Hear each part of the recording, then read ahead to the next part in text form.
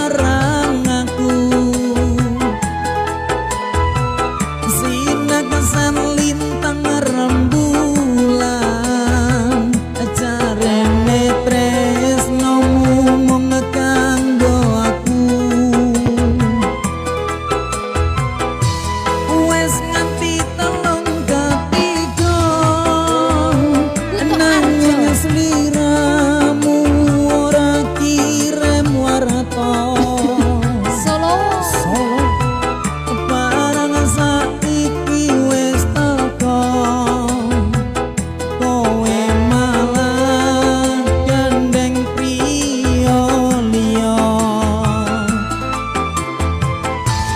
ora nyono ora ngira kowe medhot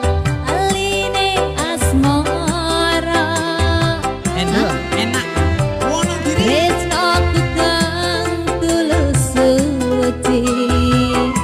rambut cekong malah mbok plencani ya Gusti ayo oh, apa pancen tresnaku kudu pisahan karo sliramu senajan apa jroning ati Malaysia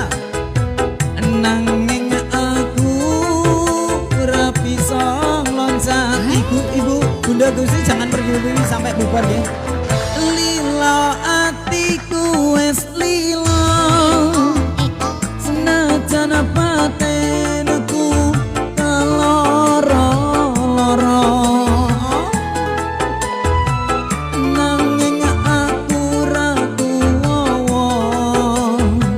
mergo atiku wes kepacut tresno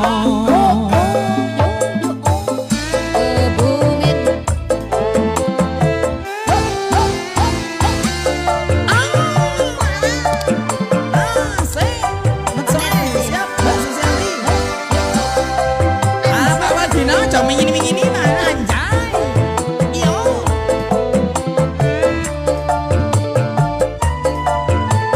bojone tambah ayu cak 200 Pak Wagino, ayo Pak Wagino aku ya 200 sak. Opo wis ora kelingan sumpah janjimu mung marang aku bagus kandas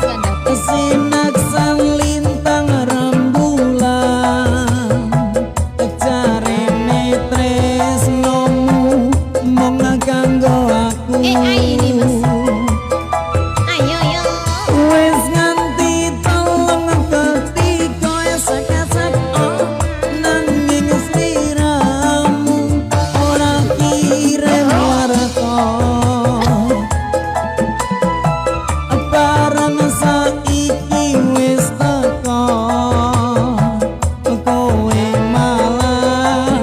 gandeng priya liya ora nyono ora ngira kowe medhot taline asmara tresnoku kang tulus suci ora mbok joko malah mbok blenjani ora apa-apa wong karo bojone apa pancen wis nasibku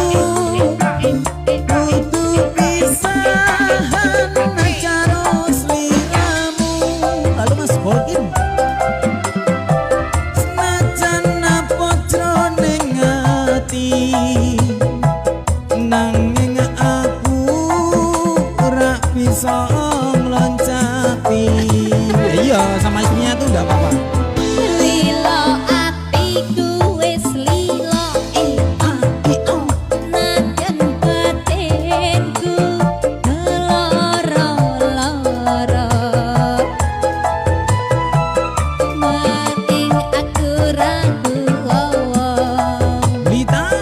mergo atiku wis Tresno